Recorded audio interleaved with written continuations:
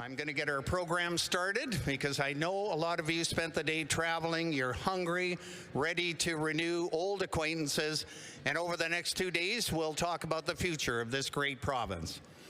Before I begin, I'd like to start with Safety Share. If there is an emergency and we are required to evacuate the room, the Conference and Civic Center muster station is located to my right out in what we call the plaza. And the plaza is that open area in front of the Prince George Civic Center. So just make your way there, and we ask you to remain calm and listen for instructions from our talented team. Additionally, if you received an allergy card at registration, please ensure that it is well displayed on your plate for the dining staff and hold on to the card for the duration of the event. Additionally, please top up your drinks, find your seats. We've done that. And of course, those of you seated with Artemis Gold, you're at table 5, right? Takla Nation, you're at table 3. Soto First Nation, table 8. And Echo, was that Soto? Did you guys get a visa to come on to Claytley country? Chief Logan, I'll make sure that you go over and visit Soto there. We gotta tune him in a little bit. That's okay. You guys have fun. You're out of your territory. You're in Claytley. Just behave. And of course, our friends at Echo 4 at table 15. So before we get going any further, I want you to give a. Is that Terry? Or are you waving at friends? Or okay. You never know with Terry Kuzma. If you haven't met him yet, you should the next couple of days. Please give a warm BC Natural Resources Forum welcome to Chief Dolene Logan and Elder Darlene McIntosh to get our program going.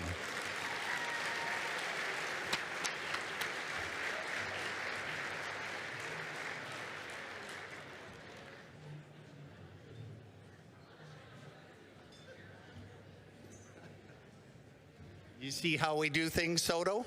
Take note. Let's start with Elder Darlene McIntosh, please.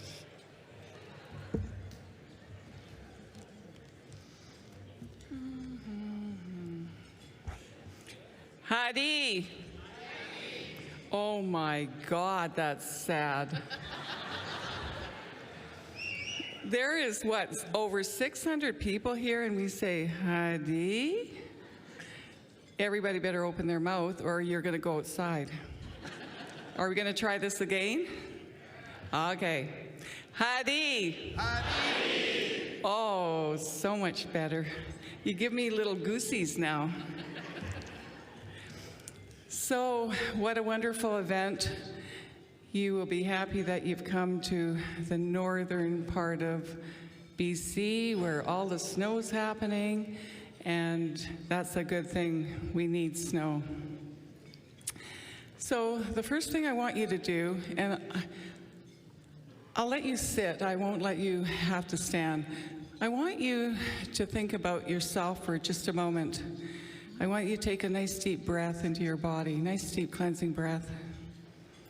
So as we take that breath, we connect to ourselves at a deeper level. And then we pull that breath even further down into our feet. And if you can imagine yourself outside, maybe not necessarily in the winter, but in the summer, you're standing, you're facing the east direction, and we know that every day the sun comes up in the east direction. And what does it do for you? It gives you a new day, a new beginning, and new possibilities. And that's what we're here for today. So we pull that breath all the way down into our feet, and we feel our feet sink into the deep, rich soil of Mother Earth. We can smell the richness of her soil. We can feel it between our toes. And there she grounds you into this very moment, being present, being wholly present in what will be taking place the next couple of days. And remembering that Mother Earth sustains us here on this earth plane, giving us everything we need. And we have to think about that because this is about natural resources, right? So where's the balance in the natural resources? And we have to think about that. And also too, as we celebrate and come together, what are you in gratitude for? What brings you joy and what brings you life? One of the first things that has happened when you were born, you came here to be in service and you came to have a purpose. And obviously, each and every one of you have a purpose, and that is to support each other and to move forward in a good way. So in saying that, we're thanking Mother Earth for this beautiful day that we had. A day of gathering together in gratitude for the day of collaboration and sharing. Let us be witnesses in honoring all who have participated in creating what we are about to receive, the food that is blessed by Creator's hands. Not only is it nourishment for our body, but also for our soul. Creator, let us not forget about those who are in need, the homeless, the sick, the families that are not together. We send our prayers and do what we can to make their lives better for those around us. And we ask Creator to hear our prayer. All my relations must see. Thank you.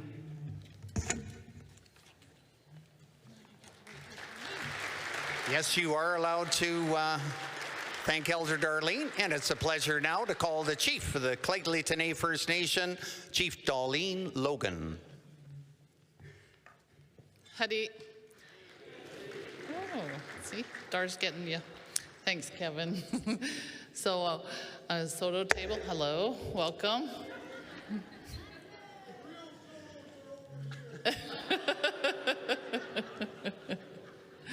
So I'm here on behalf of our elders, our youth, our members, our council, and administration. And it's my pleasure to welcome all of you to our unceded territory and our home community of Prince George. It's great to see so many chiefs, government leaders, industry leaders, and of course the Premier, the ministers and their staff. Their staff are key because they're the one that keep us on track. And only in our ancestral territory, and only in our home and community of Prince George, and only in the winter do we start this new year to see such a collection of Indigenous industry and government leaders gathered in one place at the same time. This is growing. The first time I ever came here with this, I was executive assistant to Chief Dominic Frederick, and it has grown so much over the years. I can't believe how this is such a place. This is the one meeting in Prince George that everyone wants to attend. And yes, very much so. I want to give a special shout out to Shara Weber and her awesome team at C3 Alliance for putting together an outstanding program.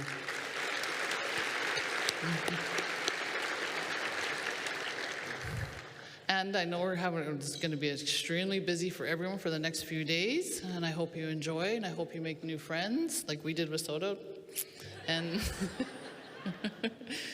and I hope you enjoy your evening, and I know we're all here to hear the one most important person here to speak tonight was David Eby. We'll enjoy to listen after dinner. So thank you.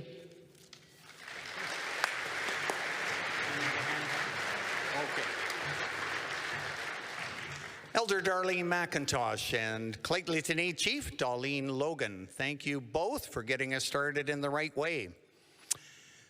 I want to thank all of you as well for being here at the 21st Annual BC Natural Resources Forum. We're so pleased with the strong support of our sponsors, speakers, and of course the delegates. That'd be you. Soto, well, you're in a special category. We'll figure that out as the week moves on here. Are you always going to be at table number? Okay, we'll figure that out too. Anyway, could I ask you all to join me in thanking the pre-banquet trade show reception sponsor, Coastal GasLink. Yes, I heard you all had a good time. And And in following Chief's lead, please also join us all for a quick round of applause for all our Indigenous leaders, our local government leaders, our provincial leaders, federal leaders, ministers, and the rest of you who have made time to be here. Give yourselves a little applause.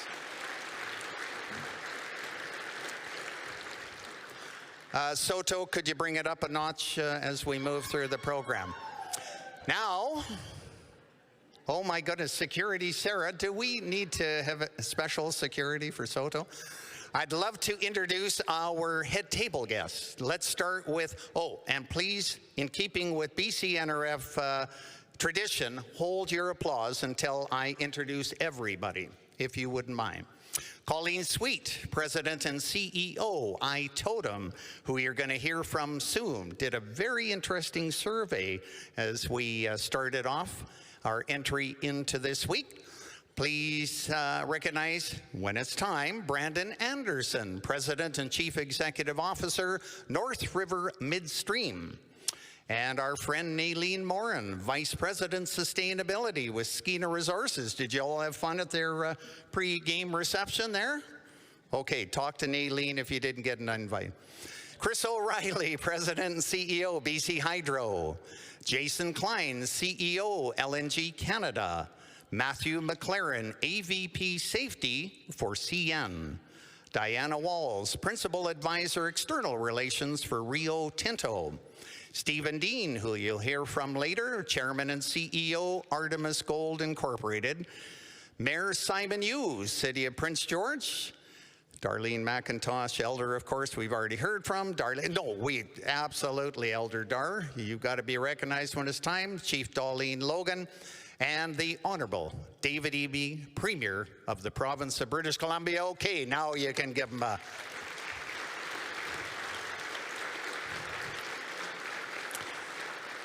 All right, we're getting you closer to dinner. Out in front here, you see some cool stuff, right? Now, Herb, maybe I'll be looking to you for some leadership on this. Is that okay? Because all of these beautiful items are up for silent auction bid. And I know you folks in the North Coast, that Prince Rupert team, they like to outbid we interior northern folks. So I'll be looking to you. This is in support of the Outland Camps Indigenous Youth Employment Program. To tell you a little bit more about this important program, please give a warm BCNRF welcome to Peter Bird, OYEP Western Operations Manager. Peter? Peter. Oh yeah, you're allowed to cheer. Come on up, Peter, and tell us about this wonderful program of yours. Thanks very much. Oh, there are a lot of people out there. Prepare to watch my dome to get shinier and shinier as I talk here. So yes, I'm Peter Bird. This is Donovan Linton. We're here representing the Outland Youth Employment Program. OYEP is an employment training program for Indigenous teens, ages 16 to 18. It is a work experience that takes the form of a 6-week summer camp / work camp, I think would be the best way to think of it. It feels like a summer camp, but it is a paid job. And while there, they get the opportunity to take part in curriculum that includes on-the-job training, certifiable training, and education geared towards careers in natural resources. And kind of the overall purpose of the program is to help them with that transition from high school into starting their career or going to post-secondary education. It can be a really tough time, and it's really great to see the transformation that happens with some of those youth. I also wanted to, while I'm up here, thank our many sponsors who are already part of the audience. And for those who don't know, I've talked to a lot of you tonight. OYEP has been running since 2000 nationally, and in the last 8 years has grown exponentially, and we want to keep growing. And we can only grow with the support of industry partners like you. So if you're looking to take part in something meaningful that can really positively affect the lives of young people in our country, please talk to me about partnership with OYEP. But I can talk about it all day, and obviously I'm biased. I run it. But you can hear from Donnie, who's been a participant for the last 2 years.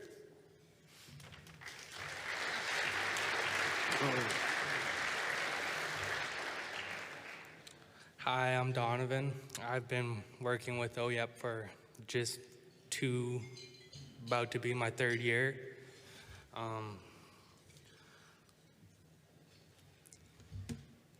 It's a pretty good.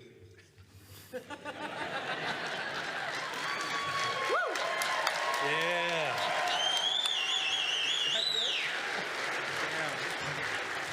Peter, any last words? Donovan, you did a great job. I know Chief Logan was really shy when she got elected too. Final word to Peter. Yeah, sure. I could say he was a lot more enthusiastic when he was just talking to me, I promise. But if you are looking for more information, we'll both be here for the next 2 days at our booth setup out there. Thanks so much, everyone. Thanks, lads. Let's hear it for Peter and Donovan. Absolutely. Now, we talked about, please acknowledge our banquet dinner sponsor this evening, Artemis Gold, as well as Centerra Gold, who was kind enough to sponsor the wine on your table tonight. Can we hear it for those two great BCNRF sponsors? Now, we talked about Colleen Sweet a little earlier. Many of you completed a pre-conference survey conducted by iTotem Analytics. It's my pleasure now, Colleen, you can make your way to the stage to introduce the president and CEO of iTotem, Colleen Sweet, who will give us a brief overview of the results of the Natural Resource Trust Index Survey. Give it up for Colleen Sweet.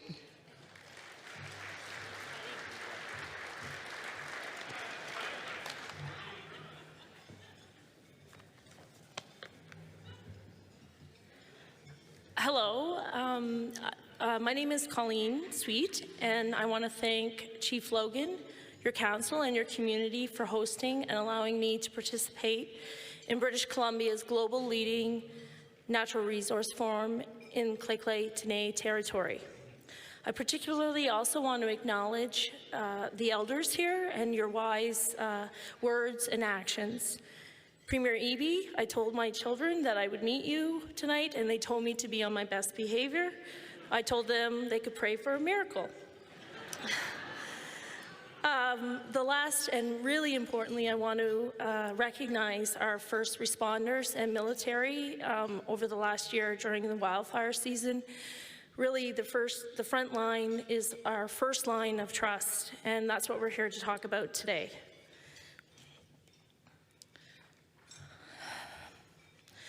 I'm CEO of iTotem Analytics. We're an Indigenous affiliated data science and communications firm. We're a team of 15. We've been in business for 10 years, and it takes 10 years. We're in British Columbia, New Brunswick, and Texas.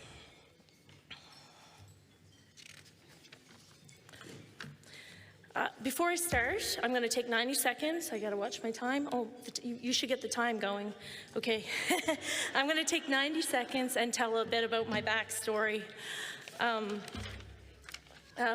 grew up in Carleton County, New Brunswick, and shown here is potato picking. And for 3 weeks in the fall, I picked potatoes for 66 cents a barrel, and I picked about 22 barrels a day. I think Donald McGinnis might be here, and he's also from New Brunswick, so he'll know about potato break. And so you asked me why I'm showing this picture, and the reason being natural resources has been in my life, including potato picking for 40 years. And fast forward to 1998 when I moved to British Columbia. I've been involved in every sector, starting with my father as a forester, my husband as a forester, my first job in a sawmill. And I feel like it's a good place because people in natural resources and people that work on the land have a lot of common sense. And common sense is one of the most important attributes of trust because you're reliable and you can be counted on for your experience and your knowledge of the land from dealing with hardships like wildfires. So speaking of common sense, I'm going to give the example of establishing trust with this person here, and that's my daughter, Carly, and she got her driver's license. And I'm sure all of you can feel that moment of having to trust your child, that did the driver examiner get it right? Like, is she really ready to drive? And also, will she do the responsible thing? Will she ask for help? And that's the same trust. You have to be vulnerable, and you have to you have to have faith. You have to move forward and take action, notwithstanding. And that's what the same, whether it's your kid learning to drive or whether it is natural resources. So now I'm moving on, and I'm on time. Okay, I'm moving on to talk about the Natural Resource Trust Index and why we created it. And it's really about the province we're becoming, and the the development of natural resource and the transition that we're making as a community to be inclusive. So I'll give you some facts about the study first, and then I'll tell you the key findings. We worked on this in September with C3 and the Natural Resource Forum. We're really grateful for that. We based it on the OECD framework for trust. We focused on, we're a team of data scientists and communications specialists, so we focused on 5 dimensions of trust. I'll talk about that. We looked at and modeled 6 attributes of trust and set a scale from 1 being the lowest to 10 being the highest level of trust. How did we do? Well, thank you. Many, many, many of you in the room participated. We had 382 participants from 5 provinces, BC leading the way, 26 organizations represented, and 15% of the participation was with Indigenous participants. I'm going to skip to that and come back. So I talked about 5 dimensions of trust, and actually, it was 5 areas of focus. Now, I will explain those in a moment, but overall, we didn't do bad. We're in the moderate level of trust. And so I go back and I say, what did we focus on? And we focused on questions related to leadership, and that's about transparent communication. Are natural resource companies providing information in a timely way? Shared values. Are natural resource communities being supported through growth? Is there sufficient workforce development? Indigenous reconciliation. That was focused on equitable economic opportunities and cultural and traditional integration. That was one area that definitely rated low, reconciliation rated high trust, but new opportunities around integrating traditional knowledge is an area where there seemed to be a low level of trust and interest in growing. Government collaboration, that was related to effectiveness and engagement, and finally climate resiliency, and that was about adaptation and technological change like AI and how we'll respond. I'm casting this up really quickly. This just shows the diversity of views. You guys you fill in the final survey, you can get all the results, and this just shows where there was high and low. We used the indicator transforming versus transformation because transformation is, is a point in time. We're moving through transforming, living up to these attributes that we weighted for trust. The areas that didn't do well, and I'll show some of those, had to do with uncertainty and a lack of reliability in action. So the key findings, there's a moderate level of trust across all of those dimensions. The reconciliation was really high. And I think that's partly because, while we have a lot more to do, there is a will and an experience over the last 5 years doing that and striving for that. Safety was rated high, and the confidence in information there.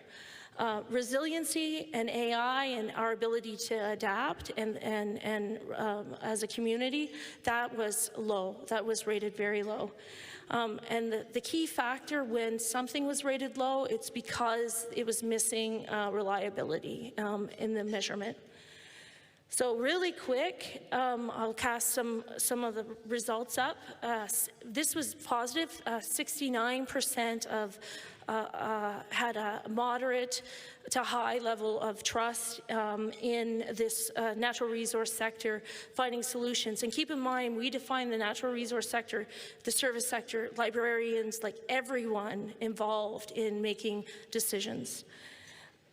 This talks about, and Sarah pointed this out, this is really not about data reliability, this is about the conversations and the engagement with communities. And so lots of confidence in the economic benefits, which many of the industries have focused on telling their story, but more need to talk about what we're doing on mitigation. On shared values, that's about community resiliency. I'll just pick one. Around local communities and their involvement in decision making. There was an interest in that. That was lower level trust. This shows that there's trust in the training and workforce development we're doing, but what was pointed out was that some of the underrepresented groups feel there's more work that could be done. So Indigenous reconciliation, definitely good results here. The feedback around confidence in procurement and in equity partnerships, that was high. But where we have work to do is around integration of traditional knowledge and cultural knowledge in our planning, and so this was some of the feedback. This is our opportunity. From government perspective, we asked about confidence in government-to-government relationships and progress, and so you can see there's a level of high trust with the province, and it's progressing.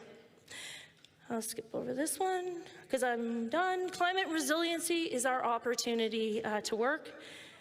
And the last thing I'll say is this is what I focus on and why I want a trusted natural resource industry. So thank you very much for everyone participating. I really appreciate it. Good job. Give it up for Colleen Sweet. Excellent. Colleen and her team will be around for a while this week. No, you're all good. Anything really valuable, come see me afterwards. I've been known to hang on to things. Give it up for Colleen. Her team will be around. If you want to talk to her more about the data in the survey, please do right now. Please enjoy your dinner company, and we'll ask our fabulous team here at the Prince George Civic and Conference Center to get dinner going. Our program will resume at about 7:30. Have some fun.